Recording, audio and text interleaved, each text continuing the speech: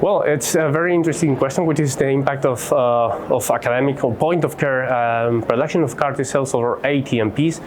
It allows us to treat a lot of patients that do not have any other available options. So we, by doing this, we are really independent, and we are able to provide advanced therapy medicinal products to patients that can benefit for these targeted therapies, and that if we didn't have this capacity to do it for our own, these patients wouldn't have any other option. So it allows to be an option to treat patients that otherwise wouldn't have any option. And on the other side, when you are the one that produced the CAR T cells and you are the one that knows the patient, you really know which patients you should prioritize, which patients you should just wait, give more therapy, and to move in the right moment to produce the CAR T cells. And you're not just waiting with which is the slot that other institution gives to you. So it allows you to be in